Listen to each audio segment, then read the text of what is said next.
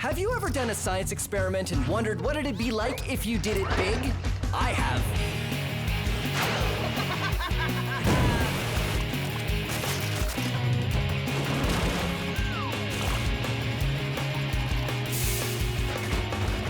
My name is Phil, and I take your everyday science experiments and do them big. This is Science Max, Experiments at Large. Science Max! Today on Science Max, it's all about the power of water. I'll see you later. We filter it, pump it, paint with it, and most importantly, use it to crush stuff. Crushing! All on this episode of Science Max, Experiments at Large. Ha! Greetings, Science Maximites. My name is Phil, and this is Science Max Experiments at Large, and this is a syringe. You might know syringes from when you get a needle at the doctor, but syringes are used all the time in science because they let you measure very precise amounts of fluid. Now check it out. You push the plunger down, and it comes out the top. Or you could pull the plunger in, and it would suck more fluid in this way. But check this out. I've got a syringe attached to a hose here, and this hose is filled with water. And I wondered if the hose was really, really long, how hard would it be to push this plunger down? Of course, I don't know where the end of the hose is because it was really long and I had to string it all the way around, so, here it is. Okay, so let's find out. Push the syringe down and water will come out the other end of the hose. Pretty cool. You see, this is called hydraulics. Hydraulics is a branch of science that deals with fluids like water. But hydraulics are also a mechanism used in a lot of machines. Check this out. This is a syringe with a short hose on it, much shorter this time. And I press down on the plunger of the syringe and water comes out. And I pull in on the syringe and water goes back in. Because the plunger is airtight, it allows me to push or pull the water. But what if I close the system and take another syringe and attach it to the end of the hose like this? Well, then, if I push this plunger in, this syringe fills up with water. And then I pull this plunger out, the syringe empties. So check it out. This plunger raises and lowers based on what I'm doing with this plunger. And you know what that means? We've made a remote control. Huh? Check it out. So, if you take two syringes and you take a hose and you attach them to something you want to remote control, voila, you can build something like this. We have made our very own robotic arm that you can power remotely with hydraulics. Pretty cool, right? If you want to build one of these yourself, here are the materials you need. First, you need two supports and the arm. I used pieces of wood, but you can use wooden spoons, rulers, or pencils. You'll need some craft sticks, elastics, and a paper plate. And of course, two syringes and a hose, which you can get in an art supply store or a hardware store. Here's how you build your own hydraulically powered arm. First, make the base by tracing holes for your supports the width of a craft stick apart. Cut out the holes and use a craft stick and elastic to secure the supports underneath the plate and on top. Then add some elastics and a piece of craft stick in the middle so the supports won't scrunch together, because we are holding this whole thing together with elastics. Then get your syringe in there and keep it propped up with more elastics. Then get your arm and slot it in between the supports. The arm should be horizontal when the syringe is half full. Elastics to attach the arm and the syringe. Then push down on this end of the plunger and, ha-ha, you have a remote-controlled robotic arm. You can also max it out even more by adding more degrees of movement. You can make the arm rotate side to side. You can even add a little claw attachment at the end and power it all using syringes. Haha, science and hydraulics. So let's max it out. I just need an expert to help me. Let's see. And over and that way. Chris from Logix Academy, of course. Logix Academy knows all about building robot stuff.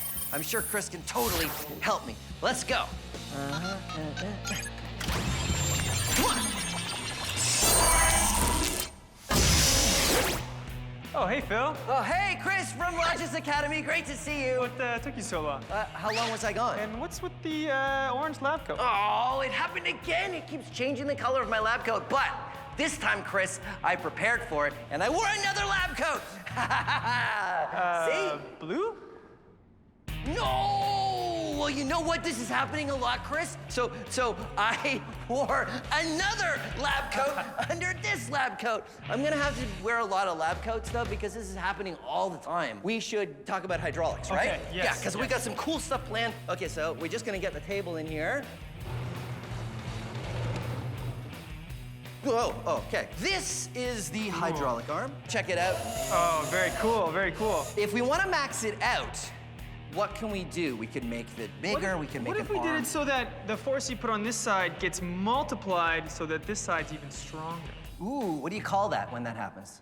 Force multiplier. A force, I like that. Force multiplier, it sounds like a video game. So we would have a lot more power. You have a lot more power, which we can do fun stuff. Yeah, so if we had like lots of power, what would we do? We'd like crush something. Yeah, let's crush some stuff. Yeah, we could crush some stuff. Okay, can we start with syringes though? Yep. And then we'll work up as we go. I like it. So what do we need? Do we need different sizes? So yeah, I was thinking we need a small. A delicious plate of cheese and crackers, my favorite snack. But these crackers are pretty salty, so I should probably pour myself a glass of water first, huh? No! My cheese and crackers! Why does this happen? Why does the water stick to the glass? Well, because of science. And the reason why it happens gets a little complicated, but it boils down to this one simple thing. Water likes to stick to things. Huh? Did you see? Did you see how it stuck? No, of course you didn't. You know why? Because it only sticks on a small scale. See those drops of water? That's water sticking to the surface. But it only works when the surface tension of the water is less than the force of gravity, which is why water drops fall when they get bigger. So it sticks to things. That still doesn't explain why you can pour water out of some containers without any drips, and other containers make it nearly impossible. It's all about the angle.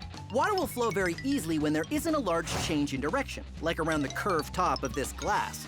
But when there's a big change in direction, like at the mouth of this teapot, the water can't make that turn as easily.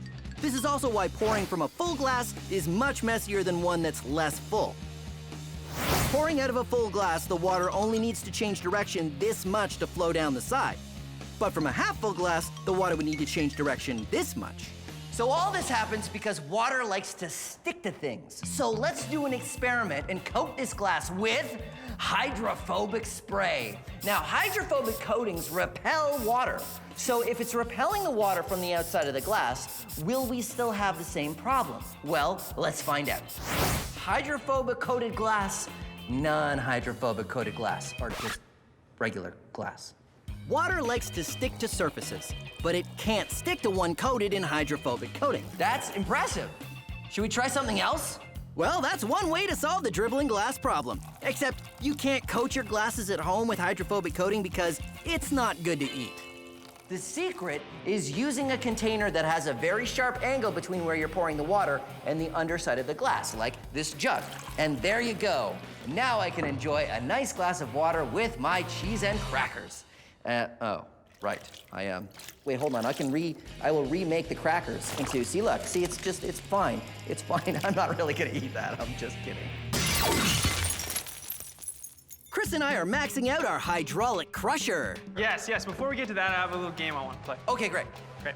You can pick either the small one. The big or one. Okay. So what's the game? Simple thumb war. I'm gonna press down this side. You press down that side. We'll see who wins. Okay, ready? Yeah. 1, 2, 3, go. Oh, wow, that was really tough. Why was that so hard? Well, Phil, I'm just really strong. Wait a minute. My turn. Okay, 1, 2, 3, go. Yeah! See, pushing down on this one is way easier. You wouldn't think that the small syringe would be easier. Why is that? The reason for it is that you have to push this one down a lot farther than you have to push this one down. Let's see. See how far this one goes, and this one's barely This one moving? travels much more. This is how we can exchange a little bit of force over a long distance. That's right. To a little bit of distance at a lot of force. That's exactly right. Just like the lever, it's a mechanical advantage. But in this case, it's hydraulic advantage. That's right. Chris and I push down on small syringes, which gives us more force on our larger syringes. Our crusher was ready to go. Ooh, how about an orange? 1, 2, 3. We squeeze down and... Then we tried a walnut. Are you allergic to nuts? I am not. 1, 2, 3. When we tried a golf ball, we reached the limit of what our plastic syringes and our hands could do.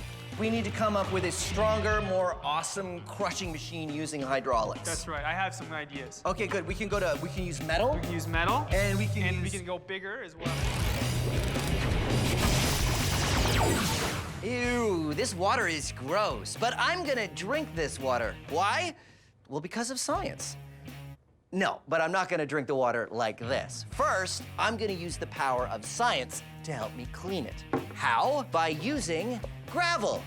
Gravel, yes, gravel. So, say I've got some dirty water, and there are particles floating in that water. Large particles, your rocks, your wood. These styrofoam bits will act as the large particles. You pour it into the gravel, and the large particles get filtered out.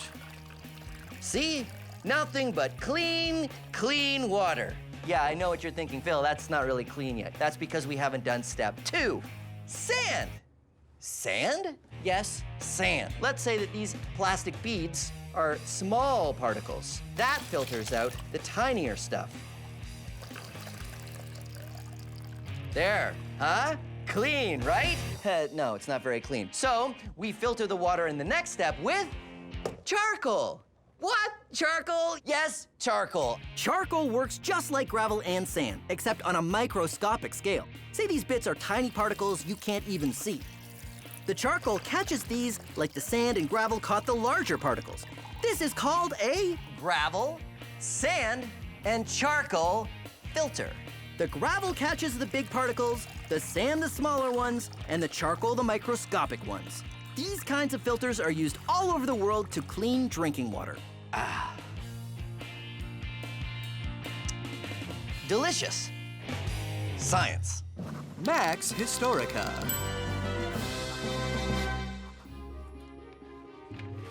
This is Archimedes. What? Who said that? It's me, the narrator. We're doing a segment. Oh, well, I was working. Don't sneak up on a guy like that.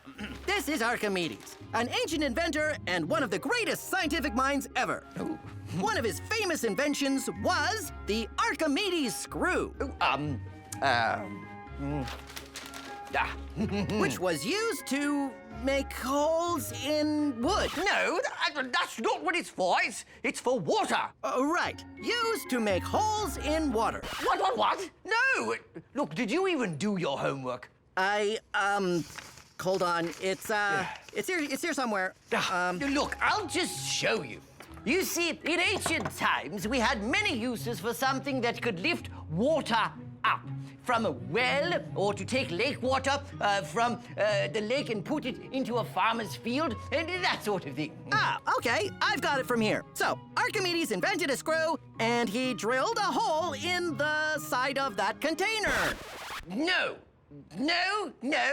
Look, just sit down. I'll explain it, okay? I am sitting. I'm in a voiceover booth. Good for you. Now be quiet. Now look. What you do is you put the screw in the water like this, and then you want to raise the water higher, you see? And so turn it around like so, and the water fills each gap in the screw, and it starts to come up. It gets to the top, and look at this. Look, we've got water coming at the top there.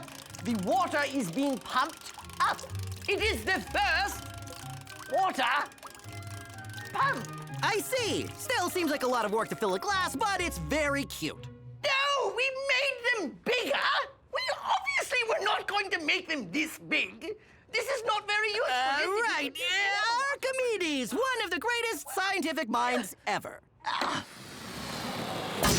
Chris and I are maxing out a hydraulic crushing machine. We tried one out of plastic, but now it's time to make one out of metal. These are called hydraulic cylinders, and they work the same as our syringes. Small ones on this side with a lot of travel, and then a larger one on this side to multiply the force. And some mechanical advantage with a lever to help us push even harder. We tried crushing a watermelon, and it worked great. So what else do you want to crush? We crushed a coconut. It's cracking. Oh, there we go. Oh, it's gonna leak. And then a can of pop. Science Max Cola, now in the new smaller can. Let's really challenge this press. Perfect. A piece of wood. We tried to crush the wood, but we weren't able to get it to budge. So it's time to max it out even more. I think we're gonna need like a multi-story industrial-sized hydraulic press. You know where we can get one of those? I do. Awesome. This is water. Things float on water, like pool noodles and wood and toy boats. And now we're gonna do an experiment with how paint floats on water. How's this supposed to work again? Oh! I'm supposed to take the paint out of the can first. This is a fun experiment you can do at home. All you need is a container, some water, and paint. But not just any paint, special paint you use for hydro dipping.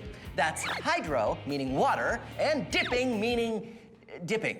Carefully pour the paint on the water and add a few different colors. Then take a stick to swirl it up into a pattern. Then you get something you want to paint, and you carefully put it in like so. But don't pull it out as soon as you get it in. You have to spread the paint away because it'll stick when you bring it back out. And then when you pull it out, whoa! Hydro dip. Let that dry, and then you have a very cool painted toy. Let's do some other stuff. This is a bike helmet. If you put tape on what you're painting, you can remove it later to make parts that aren't painted. Skateboard. Whoa! Oh, that's pretty cool. Now to max it out. Hydro dip pants. Wearing the pants when you do this is super messy and not something you should try at home. But the results weren't bad. Science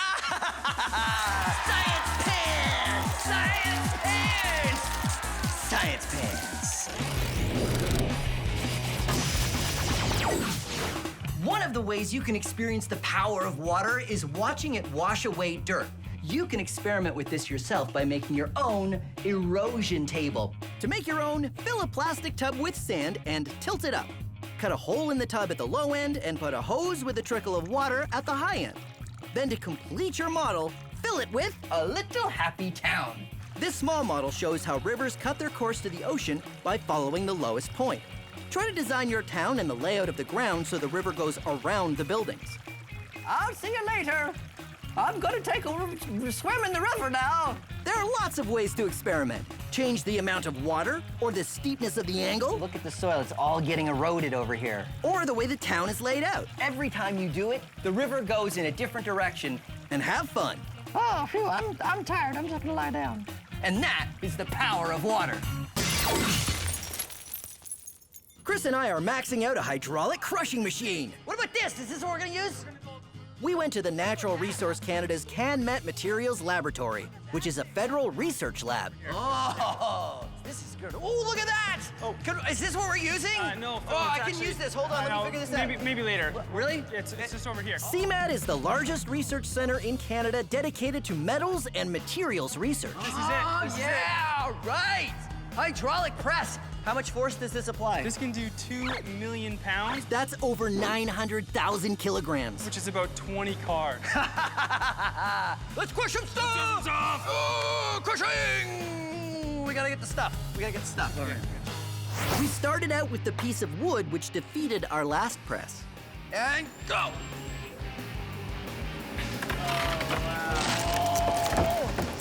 that sound. Awesome. Reversing. It turned our wood into a pancake. Whoa, totally flathead. So it was time to try some other stuff. We crushed a ball of plasticine.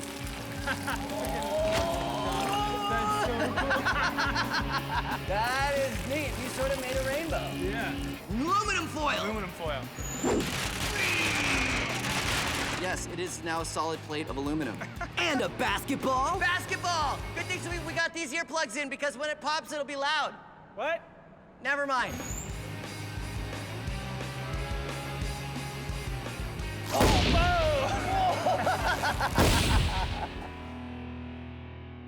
This hydraulic press was so maxed out, we had to think of the toughest stuff to crush. We crushed hockey pucks, a safe,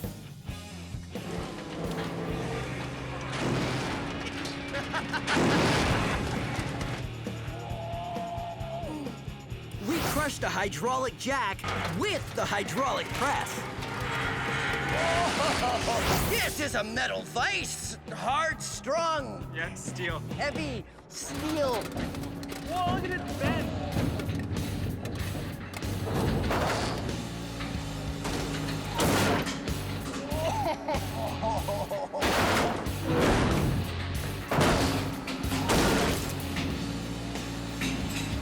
Wow. Now it's time to crush a bowling ball.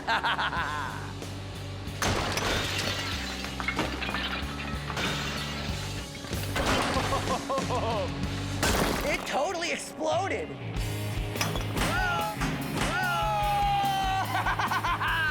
Science Max! Experiments at large, hydraulics. Whoa. Nicely done. So fun. I should reverse it and we should start cleaning all that stuff up, Yeah, huh? I think so. Okay, reverse.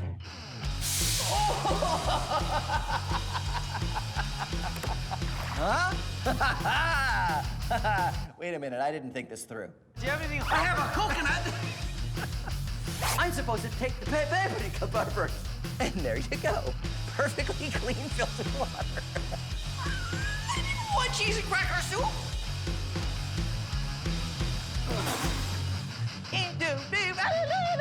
Okay,